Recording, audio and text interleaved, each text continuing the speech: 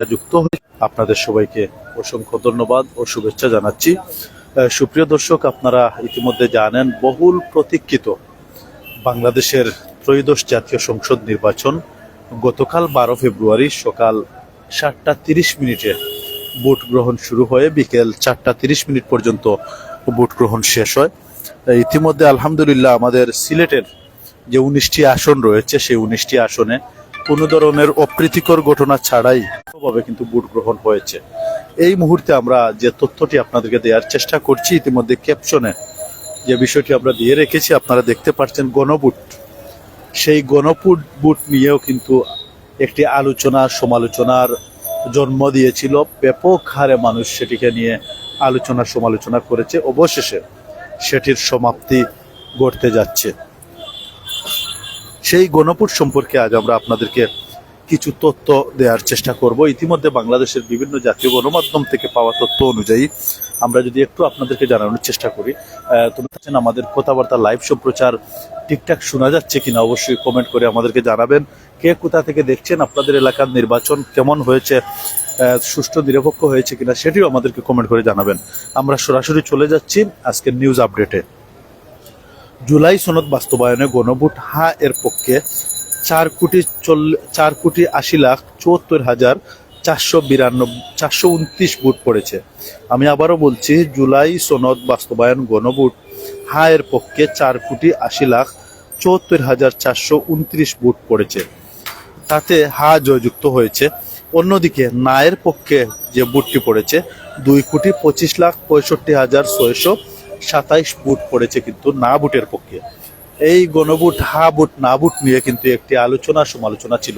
অবশেষে সেটির সমাপ্তি ঘটতে যাচ্ছে। আমি আবারও বলছি, জুলাই সনদ বাস্তবায়নে গণভোট হা এর পক্ষে 4,80,74,429 ভোট পড়েছে। তাতে হা জয়যুক্ত হয়েছে। অন্যদিকে না এর পক্ষে ভোট পড়েছে 2,25,65,627 ভোট পড়েছে। সুপ্রিয় দর্শক, আমাদের সাথে থাকুন। এছাড়াও 74,02,285 ভোট বাতিল হয়েছে। 74,02,285 ভোট বাতিল হয়েছে। ফেব্রুয়ারি বেলা 2:30টার পর রাজধানীর আগারগাঁওয়ে নির্বাচন কমিশন ভবনে ইসি সচিব আখতার আহমেদ ত্রয়োদশ জাতীয় সংসদ নির্বাচনের 297টি আসনের চূড়ান্ত ফলাফল বেসরকারিভাবে ঘোষণা করেন। এ সময় ইসি সচিব গণভোটের তথ্য জানান। আখতার হোসেন জানান, 299টি আসনের মধ্যে 297টি আসনের ফলাফল বিএনপি 209টি আসন, দলটির মিত্র গণ অধিকার পরিষদ বিজেপি, গণসংহতি আন্দোলন একটি করে আসন পেয়েছে। অন্যদিকে জামাতে ইসলামী এককভাবে পেয়েছে 68টি আসন। দলটির নির্বাচনী জোটের সঙ্গী জাতীয় নাগরিক পার্টি এনসিপি পেয়েছে 6টি আসন। আরেক জোট সঙ্গী বাংলাদেশ খেলাফত মজলিস পেয়েছে 2টি আসন এবং খেলাফত মজলিস পেয়েছে 1টি আসন। এছাড়াও ইসলামী আন্দোলন 1টি এবং 6টি আসনের স্বতন্ত্র প্রার্থীরা জয়ী হয়েছেন। সুপ্রিয় দর্শক, আমরা আপনাদেরকে জানিয়ে দেওয়ার চেষ্টা করছি এখনকার আপডেট। বহুল প্রতীক্ষিত বাংলাদেশের যে ত্রয়োদশ জাতীয় সংসদ নির্বাচন সেটি কিন্তু গতকাল অর্থাৎ 12 ফেব্রুয়ারি সকাল 7:30 বাংলাদেশের প্রত্যেকটি ভোট কেন্দ্রে কিন্তু ভোট গ্রহণ শুরু হয়ে কিন্তু সেটি বিকাল 4:30 পর্যন্ত কিন্তু সেটি চলমান থাকে। 4:30 সমাপ্তি হয়। তো ইতিমধ্যে আমাদের সিলেটের 19টি আসনের মধ্যে আমরা যেমনটি লক্ষ্য করেছি একদম শান্তিপূর্ণভাবে সুশৃঙ্খলভাবে কিন্তু ভোট গ্রহণ অনুষ্ঠিত হয়েছে এবং শেষ পর্যন্ত তাও কিন্তু শান্তিপূর্ণভাবে ছিল। বাংলাদেশের বিভিন্ন জায়গায় ছোটখাটো 2-1টি অপ্রীতিকর ঘটনা ঘটেছে, তবে তাছাড়া কিন্তু যেমনটি লক্ষ্য করেছি দীর্ঘদিন পর শান্তিপূর্ণভাবেই ভোট গ্রহণ হয়েছে এবং সাধারণ ভোটারদের সাথে আমরা গতকালকে কথা বলার চেষ্টা করেছি এবং তাদের কাছ থেকে যেমনটি জেনেছি তারা দীর্ঘদিন পর, অনেকে বলছেন দীর্ঘ 17 বছর 16 বছর পর ভোট দিয়েছেন। ভোট দিয়ে তারা আনন্দিত, উচ্ছ্বাসিত, এরকমটি অনেকে আমাদেরকে জানিয়েছেন। জাতীয় সংসদ নির্বাচনের সাথে আরেকটি ভোট যেটি যুক্ত হয়েছিল সেটি হচ্ছে গণভোট। সেই গণভোটকে নিয়ে কিন্তু বাংলাদেশের দেশে প্রবাসে একটি আলোচনা সমালোচনার সৃষ্টি হয়েছিল। সর্বশেষ সেটির ব্যাপারেও আমরা আপডেট পেয়েছি। আমরা সেই আপডেটটুকু আপনাদেরকে জানানোর চেষ্টা করছি। ইতিমধ্যে আমরা যেমনটি পরিষ্কারভাবে আমরা জানতে পেরেছি, গণভোটে কিন্তু হা জিতেছে, হা জয়লাভ করেছে। আমরা একটু আপনাদেরকে আপডেট জানানোর চেষ্টা করছি। জুলাই সনদ বাস্তবায়নে গণভোট হা এর পক্ষে 4,80,74,429 ভোট পড়েছে, তাতে হা জয়যুক্ত হয়েছে। অন্যদিকে না এর পক্ষে পড়েছে 2,25,65,627 ভোট। এছাড়াও 74,02,285 ভোট বাতিল হয়েছে। এমনটি তথ্য আমরা পেয়েছি আজ শুক্রবার 13 ফেব্রুয়ারি বেলা 2:30টার পর রাজধানীর আগারগাঁওয়ে নির্বাচন কমিশন ভবনে ইসি সচিব আখতার আহমেদ ত্রয়োদশ জাতীয় সংসদ নির্বাচনের 297টি আসনের চূড়ান্ত ফলাফল বেসরকারিভাবে ঘোষণা করেন। এ সময় ইসি সচিব গণভোটের তথ্যও জানান। আখতার আহমেদ জানান, 299টি আসনের মধ্যে 297 আসনের ফলাফলে বিএনপি 209টি আসন, দলটির মিত্র গণ অধিকার পরিষদ বিজেপি, গণসংহতি আন্দোলন একটি করে আসন পেয়েছে। অন্যদিকে জামায়াতে ইসলামী এককভাবে পেয়েছে 68টি আসন। দলটির নির্বাচনী জোটের সঙ্গী জাতীয় নাগরিক পার্টি এনসিপি পেয়েছে 6টি আসন, আরেক জোট সঙ্গী বাংলা 2টি আসন, আরেক জোট সঙ্গী খেলাফত মজলিস পেয়েছে 1টি আসন। সুপ্রিয় দর্শক, আপনারা যারাই যুক্ত হয়েছেন, আপনাদের এলাকার গতকালকে যে একটি দীর্ঘ প্রতীক্ষার অবসান ঘটিয়ে যে একটি জাতীয় সংসদ নির্বাচনের ভোট অনুষ্ঠিত হয়েছে, দিনব্যাপী আপনারা ভোট দিয়েছেন, সেই সম্পর্কে আপনাদের এলাকার পরিস্থিতি কেমন ছিল, আপনারা কিভাবে ভোট দিয়েছেন, সেটিতে কোনো ধরনের অপ্রীতিকর ঘটনা ঘটেছে কিনা, সার্বিক বিষয় চাইলে আপনারা কমেন্ট করে আমাদেরকে জানাতে পারেন। আমরা চেষ্টা করব আপনাদের কমেন্টগুলা পড়ার, এবং কে কোথা থেকে দেখছেন, আমাদের কথাবার্তা লাইভ সম্প্রচার ঠিকঠাক শোনা যাচ্ছে কিনা সেটিও অবশ্যই চাইলে আপনারা কমেন্টের মাধ্যমে জানাতে পারেন। সুপ্রিয় দর্শক, আমরা এই মুহূর্তে অবস্থান করছি প্রতিবারের মতো এবারও সিলেটের বন্দরবাজার এলাকার যে ওভারব্রিজটি রয়েছে, সেই ওভারব্রিজের উপর থেকে আমরা সরাসরি যুক্ত হয়ে আপনাদেরকে জানানোর চেষ্টা করছি। জিতু আহসান ভাই, আমার অত্যন্ত মায়ের একজন ভাই, উনি কমেন্ট করেছেন কি কি পরিবর্তন আসতে পারে, সেটি অবশ্যই আমরা কমেন্টের মাধ্যমে, সেটি অবশ্যই ভাই আপনি আমাদের সঙ্গে থাকুন, আমরা আপনাদেরকে পড়ে শোনানোর চেষ্টা করব। আরো অনেকেই আমাদেরকে কমেন্ট করছেন, অনেকে লাভ রিয়েক্ট দিয়েছেন, আপনাদের সবাইকে অসংখ্য ধন্যবাদ, মুবারকবাদ জানাচ্ছি আমাদের সাথে থাকার জন্য। সুপ্রিয় দর্শক, আপনারা আমাদের সাথে থাকুন, আমরা আপনাদেরকে তথ্যগুলা জানিয়ে দেওয়ার চেষ্টা করছি। তো যেমনটি ইতিমধ্যে আমরা পরিষ্কারভাবে জানতে পেরেছি, গণভোটে কিন্তু হা জয়যুক্ত হয়েছে, হা জয়লাভ করেছে। বিপুল ভোটের দুঃখিত, নেটওয়ার্কেরও অনেক প্রবলেম হচ্ছে। বিপুল ব্যবধানে গণভোট জিতেছে হা ভোটের মধ্য দিয়ে রাষ্ট্র সংস্কারের প্রস্তাবগুলোর বাস্তবায়নের পথ খুলল। ত্রয়োদশ জাতীয় সংসদ নির্বাচনের দিন গতকাল বৃহস্পতিবার জুলাই জাতীয় সনদে সংবিধান সম্পর্কিত প্রস্তাবগুলোর বাস্তবায়নে গণভোট অনুষ্ঠিত হয়। শুক্রবার বেলা 3টায় জাতীয় নির্বাচন ও গণভোট বেসরকারি ফলাফল ঘোষণা করেন নির্বাচন কমিশনের জ্যেষ্ঠ সচিব আখতার হোসেন। ত্রয়োদশ জাতীয় সংসদ নির্বাচন ও গণভোটের মোট ভোটার ছিলেন 12,77,00,000-এর কিছু বেশি। সচিব আখতার হোসেন জানান, গণভোটে ভোট পড়েছে 60.26%। প্রাপ্ত তথ্য অনুযায়ী হাট ভোট দিয়েছে 4,80,74,429 জন। না ভোট দিয়েছেন 2,85,65,627 জন। হা ভোট কিন্তু ইতিমধ্যে জয়লাভ করেছে। ইতিমধ্যে আমরা জানতে পেরেছি, গণভোটে হা জয়ী হওয়ার ফলে সংস্কার প্রস্তাবগুলো বাস্তবায়নের পথ খুলল। এতে প্রধানমন্ত্রীর একচ্ছত্র ক্ষমতা কিছুটা কমার পাশাপাশি রাষ্ট্রপতির ক্ষমতা কিছুটা ক্ষেত্রে বাড়বে। সাংবিধানিক পদে নিয়োগ হবে ক্ষমতাসীন দল, বিরোধী দল ও ক্ষেত্র বিশেষ বিচার বিভাগের প্রতিনিধিদের সমন্বয়ে গঠিত কমিটির মাধ্যমে। বিদ্যমান সংবিধান অনুযায়ী প্রায় সব নির্বাহী কর্তৃত্ব প্রধানমন্ত্রীর হাতে ন্যস্ত। প্রধানমন্ত্রী ও প্রধান বিচারপতির নিয়োগ ছাড়া রাষ্ট্রপতিকে অন্য যে কোনো কাজ করতে হয় প্রধানমন্ত্রীর পরামর্শ অনুযায়ী। এছাড়া কোনো বিষয়ে সংসদে ভোট দেওয়ার ক্ষেত্রে সংসদ সদস্যদের স্বাধীনতার আওতা বাড়বে।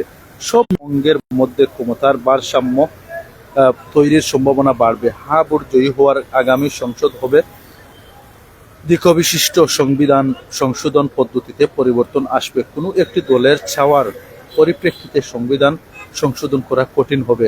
জুলাই গণ অভ্যুত্থানে আওয়ামী লীগ সরকারের পতনের পর ২০২৪ সালের ৮ আগস্ট অধ্যাপক মোহাম্মদ ইউনূসের নেতৃত্বাধীন অন্তর্বর্তী সরকার দায়িত্ব নেয়।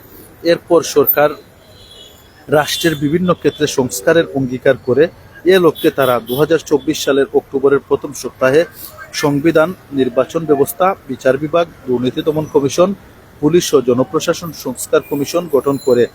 এরপর আরও কয়েকটি খাতে সংস্কারের সুপারিশ দিতে কমিশন করা হয়। প্রথমে গঠন করা হয় ৬টি সংস্কার কমিশন। সুপারিশগুলির মধ্যে ১৬৬টি গুরুত্বপূর্ণ হিসেবে চিহ্নিত করা হয়। এগুলো নিয়ে রাজনৈতিক দলগুলোর সঙ্গে ঐক্যমত তৈরির লক্ষ্যে গত বছরের ১৫ ফেব্রুয়ারি জাতীয় ঐক্যমত্য কমিশনের কার্যক্রম শুরু হয়। ৩০টি রাজনৈতিক দলের সঙ্গে কমিশনের দীর্ঘ আলোচনা শেষে ৮৪টি সংস্কার প্রস্তাব ঐক্যমত্য সিদ্ধান্ত হয়। এগুলো নিয়ে তৈরি করা হয়েছে জুলাই জাতীয় সনদ। এসব প্রস্তাবের মধ্যে ৪৮টি সংবিধান সম্পর্কিত, অন্য প্রস্তাবগুলো সরকারি আদেশ, অধ্যাদেশ জারি বা আইন বিধি করে বাস্তবায়ন সম্ভব। বিভিন্ন সংস্কার কমিশনের কিছু প্রস্তাব ইতিমধ্যে বাস্তবায়ন করেছে অন্তর্বর্তী সরকার,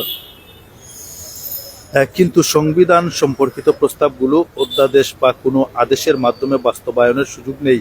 জুলাই জাতীয় সনদ থাকা সংবিধান সম্পর্কিত ৪৮টি সংস্কার প্রস্তাব নিয়ে গতকাল অনুষ্ঠিত হয় গণভোট। এসব প্রস্তাবের মধ্যে ১৯টি মৌলিক সংস্কার প্রস্তাব হিসেবে চিহ্নিত করেছিল জাতীয় ঐক্যমত্য কমিশন।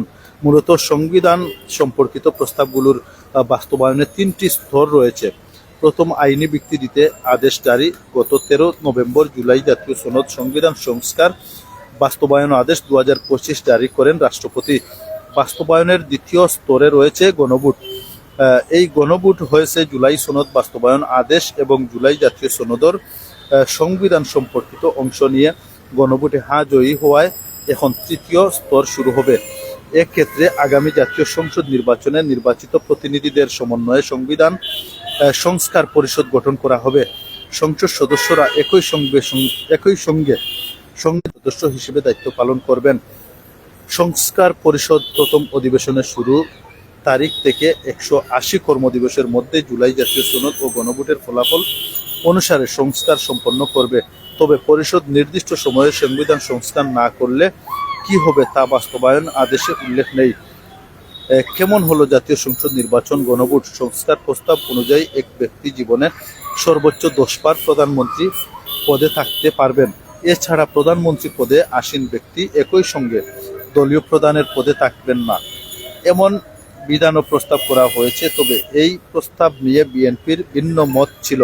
এখন প্রধানমন্ত্রীর পরামর্শে রাষ্ট্রপতিকে কাজ করতে হয়।